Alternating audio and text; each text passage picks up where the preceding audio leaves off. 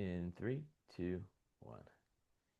Hey everyone, it's Adam Rittenberg and Kyle Bonagura, hosts of the Unforgotten Season 3, Finding Dolores Wolf, and we are here to recap Episode 6, Moving On, which posted earlier this week. It's really at least the first two-thirds of the episode are very much focused on Carl Wulff and his life and his origins and where he came from, and we really wanted to, take the listeners through this character who you obviously have heard a lot about through the first five episodes, but probably don't know as much about where he originated and his family. We introduce you to his brother Dick Wolff, Richard Wolff, who remained in touch with Paul Wulff and the other siblings, through those difficult years and even to this day. He's an older man, lives in still back in Minnesota with his wife Pat, and we were able to interview them a couple of times through the course of this reporting. And we obviously learned a lot about Carl as a young person, and then much more about when he returned to Minnesota after essentially walking free of all the legal issues at the end of 1985. And that was a really important period for Richard Wolff because he really hadn't been around his brother on a consistent basis for decades, and had been in a state of confusion immediately after Dolores went missing, went out to California with their sister Mercedes, and really didn't know what to think. But certainly after being around Carl back home in Onamia, Minnesota for a while, it became pretty crystal clear, Kyle, what he thought of Carl and what type of person Carl had become. It didn't take very long either. It was almost immediately after Carl got back to Minnesota, just in the way he was behaving, very erratic, confrontational. Like he was having his life paid for and didn't show any respect to his brother, to his sister-in-law. And really, it kind of seems like he had just kind of given up on being a decent person at that point.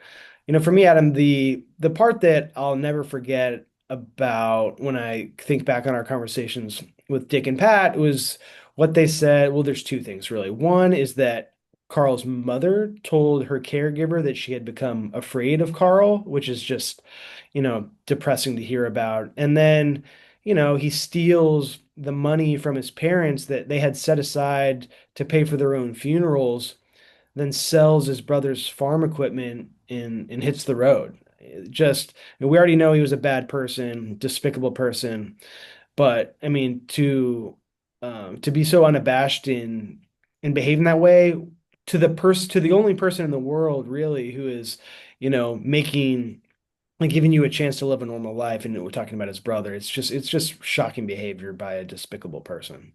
Right, and I think a lot of us, and even after the podcast, will certainly let the readers decide. Was Carl Wulff always like this? Because even as a younger person, Richard describes him as popular, athletic. He has this hunting incident where he loses sight in his eye, which prevented him from continuing his football career. And then you kind of wonder, when did he become what he became? Because, but you're right, by the end of his life, absolutely a despicable person. But was there a turning point? Clearly, mental health was involved, and that's something we explored in this podcast through the eyes of Dick, but also Pat, who had a medical background, definitely thought Carl was mentally ill, anxiety, all sorts of things going on. And one theme that I think does trace back from his childhood to really 1979 and beyond was his relationship to money and the fear, having grown up poor, having grown up in the depression. Dick says it in the podcast, we didn't have $2 to our name. You wonder how that impacted him in terms of not wanting to get divorced, his business dealings.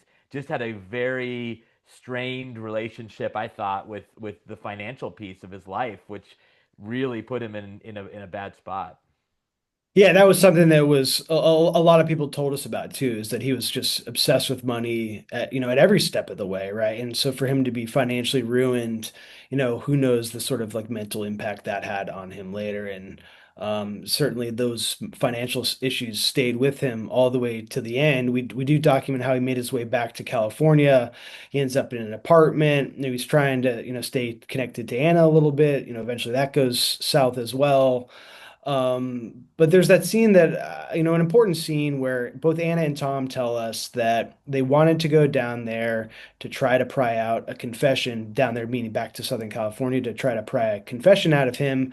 But by the time they got to him, he was in such a, declined mental state that, they couldn't even make their last ditch plea to get some news on his deathbed.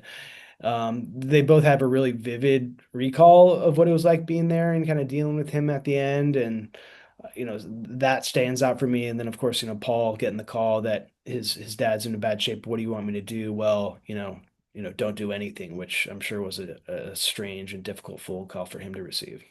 Yeah, and again, we get into that even later in the podcast. I think Paul's relationship and thoughts about his dad are maybe different, a little blurrier than even Tom's or Carly's. Anna's relationship, as we explore in that episode, is certainly layered and complicated. But she gets to a point. I mean, Tony Rocha is driving her back to Woodland and says, "Hey, before we go, we got to agree. Your dad killed your mom, or we're not moving." Essentially, and Anna is, "You're right. I know." So she's come around. Richard has come around. Everybody eventually comes around to the belief that Carl is guilty, and yet no confession. He dies still a free man, never having truly paid, at least from a legal and criminal standpoint, for what all these people thought he did. So obviously he dies at the end of Act Two, and then we then explore what comes next and introduce this community of internet sleuths, including those from the Doe Network who look into these types of cold cases, either missing persons cases or unidentified remains cases. We introduce NamUs, this national database for all these situations and people that haven't been matched up, and try to figure out how some of these resolutions can happen. This was one of the more fascinating parts of this story, and we'll continue to look at it, Kyle. But when we were learning about the Doe Network and just this whole world out there, what came to mind for you most? It kind of made me appreciate technology, I think, right? Because like this was, for the reasons we documented, it was a tough case to solve for police, just, communication and DNA, and like you couldn't really get all the evidence you needed at the crime scene. Well, a lot of those barriers to getting a conviction were solved over the years, or at least they were help solve. And being able to like match DNA with deceased bodies, like stuff that the NamUs relies on. And this is foreshadowing a bit with how this case plays out.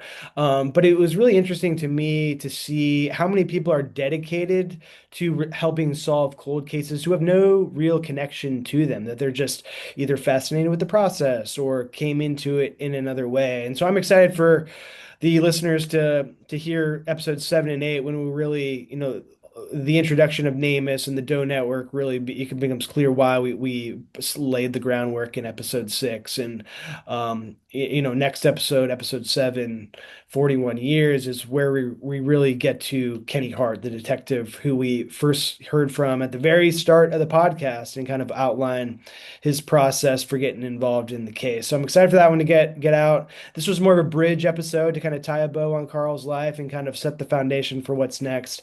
And it'll really pick up here in episode 7.